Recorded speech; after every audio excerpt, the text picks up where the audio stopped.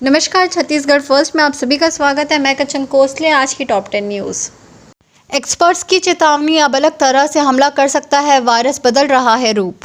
Corona virus को लेकर दुनिया भर में शोध जारी है। इस बीच national centre of cell sciences के scientist emeritus doctor Yogesh Sood ने बड़ा बयान दिया है। शुक्रवार को उन्होंने दावा किया है कि कोविड वैक्सीन के रूप में पहले के मुकाबले अब बदलाव आया है। खास बात है कि महामारी के दौर में 10 माह से ज़्यादा समय गुजर जाने के बाद वैक्सीन मिलने के संकेत मिले हैं। बैठक के बाद बोले, कृषि मंत्री एमएसपी जारी रहेगी, शंका के समाधान के लिए तैयार रहें। सरकार और किसानों के बीच शनिवार को 5वें दौर की वार्ता खत्म हो गई है। नई दिल्ली के विज्ञान भवन में किसान नेताओं और सरकार के बीच बातचीत हुई, जो बेनतीजे रही। वार्ता खत्म होने के बाद कृषि मंत्री नरेंद्र सिंह तोमर, पीयूष गोयल ने प्रेस कॉन्फ्रेंस की। तोमर ने कहा, किसानों से अच्छे माहौल में बातचीत हुई है। सरकार कुछ सुझाव चाहती थी। उन्होंने कहा, एमएसपी खत्म नहीं होगी। नई संसद में एक साथ बैठ सकेंगे 1124 सांसद। आज़ादी के 75वें वर्ष में हो सकता है शुभारंभ। प्रधानमंत्री नरेंद्र मोदी 10 दिसंबर को नए संसद भवन की आधारशिला रखेंगे। लोकसभा स्पीकर ओम बिरला ने शनिवार को इस बात की पुष्टि की है। ओम बिरला ने कहा, 10 दिसंबर को पीएम भूमि पूजन करेंगे, जिसके बाद नए संसद भवन की आधारशिला रखी जाएगी। इसके बाद 11 दिसंबर को नए संसद भवन का निर्माण कार्य शुरू हो जाएगा। सीएम गहलोत का बीजेपी पर प्रहार, कहा, राजस्थान में सरकार गिराने का खेल फिर शुरू होने वाला है। शनिवार को सीएम अशोक गहलोत ने कहा, राजस्थान में सरकार गिराने का फिर से खेल शुरू होने वाला है। महाराष्ट्र में सरकार गिराने की चर्चाएं हैं। नियमितीकरण की मांग को लेकर प्रदर्शन। रायपुर के शिक्षा मंत्री के बंगले का घेराव करने जा रहे विद्या मितानिनों को पुलिस ने रोका। धक्का मुक्की और झड़प। छत्तीसगढ़ के रायपुर में शनिवार को विद्या मितानिनों और पुलिस के बीच झड़प हो गई। दोनों ओर धक्का मुक्की हुई। इस दौरान मितानिनों ने जमकर नारेबाजी की। वे सभी बड़ी संख्या में रैली निकालकर अपनी एक सूत्री मांग को लेकर शिक्षा मंत्री के बंगले का घेराव करने के लिए जा रहे थे। विद्या मितानिन नियमितीकरण की मांग को लेकर पिछले कुछ दिनों से आंदोलनरत हैं।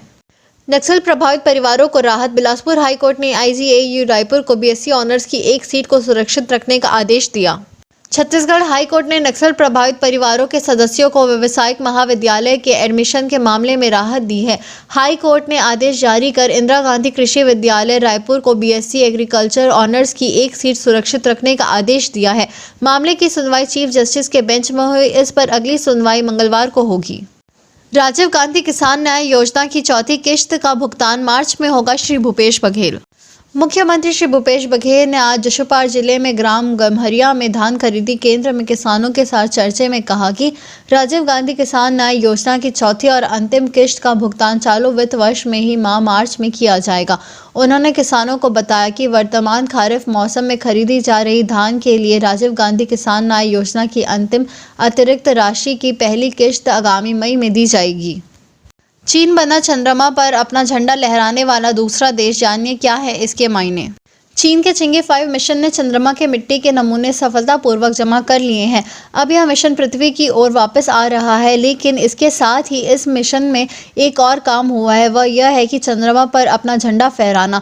चीन चंद्रमा पर अपना झंडा फहराने वाला दूसरा देश बन गया है। चीन का यह काम वैसे तो आपत्तिजनक नहीं है, लेकिन इससे चीन ने कई संकेत दिए हैं। अनिल कपूर को कोरोना होने की गलत खबर पर भड़की सोनम कपूर, बोली, कृपया जिम्मेदार बने। सोनम कपूर ने अपने पिता की गलत कोरोना रिपोर्ट को लेकर ट्वीट किया है। सोनम कपूर से पता चला है कि वह अपने पिता की गलत कोरोना रिपोर्ट के वायरल होने से काफ़ी नाराज हैं। पिता की गलत कोरोना रिपोर्ट देखकर सोनम काफ़ी परेशान हो गई थी। India versus Australia. ऑस्ट्रेलिया को लग सकता है बड़ा झटका। कप्तान एरन फिंच के अगले मैच में खेलने पर सस्पेंस। India versus Australia. अगर एरन फिंच अगला मैच नहीं खेल सकते तो फिर मैथ्यू वेड को कप्तानी की जिम्मेदारी मिल सकती है।